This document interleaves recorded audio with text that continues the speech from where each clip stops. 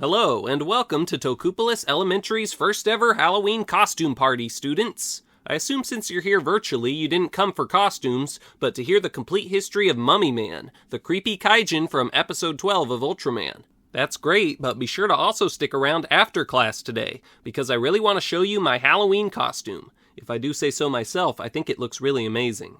But we don't have time for that now, because it's time to dive into some spooky behind-the-scenes info. Okay, maybe this part won't really be that creepy, but don't worry, we'll get to the scary stuff soon enough. Mummy Man's only major appearance is in the episode Cry of the Mummy, which was written by Keisuke Fujikawa. My guess would be that Fujikawa came up with the idea for this beast, but you never know, he could have gotten the idea from someone else. Toll Narita was of course the one in charge of designing Mummy Man, and here's what he drew up. Upon studying this artwork, I came to the realization that the suit modeler in charge of using this design to create the actual costume, which appears to have been Ryosaku Takayama, really seems to have gone above and beyond when modeling the suit, adding quite a few little details that aren't present in Narita's art. For instance, he has some extra pieces of cloth around his wrists, and hair on his neck and chest that doesn't seem to be present in the design. His mummy wrappings also just look more tattered than they do in this picture, though that may just be due to the material that was used to create them or other factors, not sure. But anyway, it's great to see that they went the extra mile. Both the corpse of the creature and the alive version used the same mask. 2 peepholes were apparently added to the eyes of the mask so they could be made to glow, which is a nice touch. Not sure if these were separate from peepholes the suit actor used to see, but my source mentioned it, so now I will too.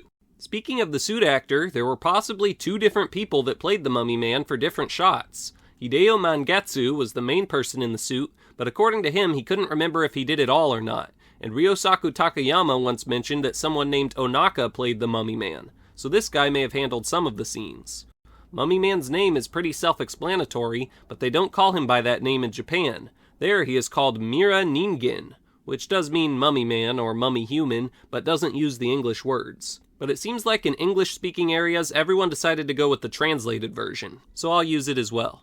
I'm not very good at identifying monster cries, and it really doesn't help when one source tells you Mummy Man's roars are altered Godzilla noises. I don't think they mean his main roar, I think they're referring to his softer grunts, and someone else says they're modified lion roars. Maybe both are true simultaneously, not sure. What do you think, students? Okay, it's time to return to the episode we studied last week, and look at the Mummy Man's in-universe history. We will now return to Cry of the Mummy, which will leave you crying for your mommy. Your mummy. That joke would have landed better if I were British. Anyway, let's dive in. In the Oninodai Hills of Japan, a group of scientists discovered a cave with an over 7,000-year-old, really well-preserved mummy inside. A very different-looking mummy that Arashi quickly covered back up after he got to look at it. Eager to learn more about this unusual find, the scientists took the mummy's corpse to a science center in Tokyo and laid it in a room used for some kind of research involving electricity. In hindsight, maybe they should have picked a different room. That night, something very spooky would happen, which was foreshadowed by this guard shivering nervously after someone else mentioned the mummy. Turns out him being scared was appropriate, because just at that moment, in the room where the Mummy Man lay, the switch to the electric power was suddenly flipped by an invisible force, and currents of electricity began to pour down on the creature's body. Then, a second switch was flipped as well. The Mummy Man's eyes began to glow, and then, for the first time in over 7,000 years, the creature began to move. Electric power continued to pour into his body, and moments later he was able to sit up as he came out of his centuries-long hibernation. Meanwhile, the unfortunate guard was making his rounds, and heard the crackling sound of the electric currents and entered the room to investigate. At least he was able to shut off the power before being caught in the powerful grip of the Mummy Man. Good job, guard.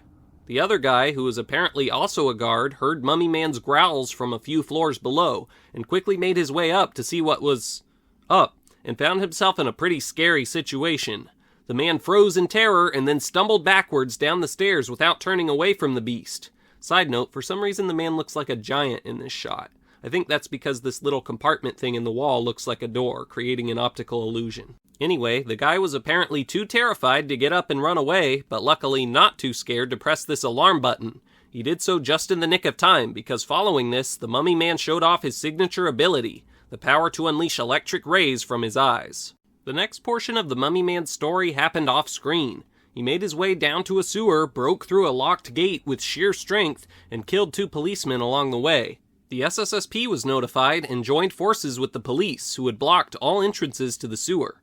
A group of police were able to trap the monster at a sewage treatment plant, and the SSSP rushed underground to join them, determined to try and catch the mysterious beast alive. Mummy Man was chased out into an open area and quickly mobbed by law enforcement and the science patrol, but he was able to shove them all away with his aforementioned strength. He then let out a cry that was so notable, the episode got named after it. His kaiju friend Dodongo, who we just covered in detail a few days ago, heard this roar and thought it was notable too.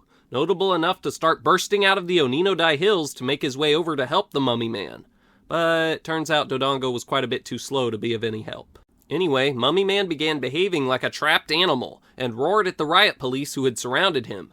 He was able to avoid being subdued a second time and cornered a police officer against a railing, which forced the man to fire at the beast.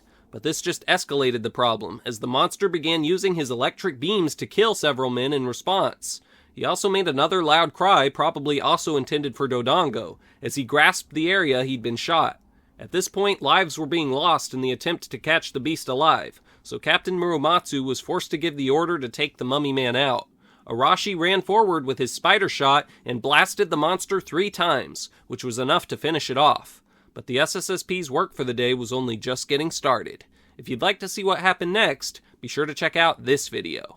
It's easy to feel bad for the Mummy Man. After all, I think the only reason he went down in the sewer in the first place was to find a private spot to go back into hibernation.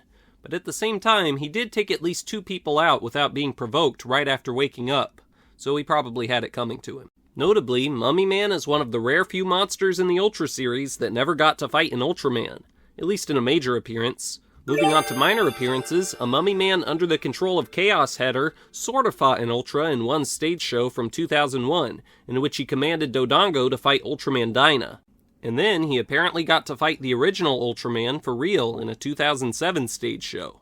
A Spark doll of Mummy Man was present, I believe, in episode 7 of Ultraman Ginga. Too bad there aren't any in real life. And he made a cameo appearance in Ultra Zone, and appeared in a manga as well. If you know any other appearances, be sure to leave a comment, but yeah, I think that's basically it. With this few minor appearances, I think Mummy Man has earned a spot in the Forgotten Monsters Hall of Fame. Hopefully one day he'll become relevant again and we can uninduct him. It's almost time to show you all my costume, but first, let's discuss marvelous Mummy Man merch. Ooh, alliteration. Sadly, almost none of the really popular Ultraman toy lines like the Ultramonster series or SH Figuarts feature Mummy Man, but there is an X Plus version if you've got hundreds of bucks to spare. Well, actually, even if you do, you may not be able to find one. I didn't see a single one on eBay. I did see these other options though, including one by Marmot, but Bandai and other toy companies definitely have some work to do when it comes to this Kaijin. And that concludes the Mummy Man lecture, which means I can now show off my great costume, after this quick reminder to like, subscribe, comment, and check out my many other Ultraman and Tokusatsu videos. You got all that? Okay, good. Come here, everyone. I'm going to show you all my costume now. You're going to be amazed how good it is. Wondering about this. You ready? Yep. Okay. Here it is. Huh? I don't see any costume, Professor. Is this an Emperor's New Clothes situation, or what? No, my costume's right here. I dressed up as the Toku professor for Halloween. I'm actually Mummy Man! I think we should leave. Good idea.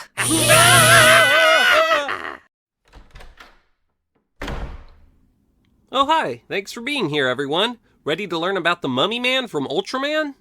What? No? Why not? Why is the end music playing? Huh?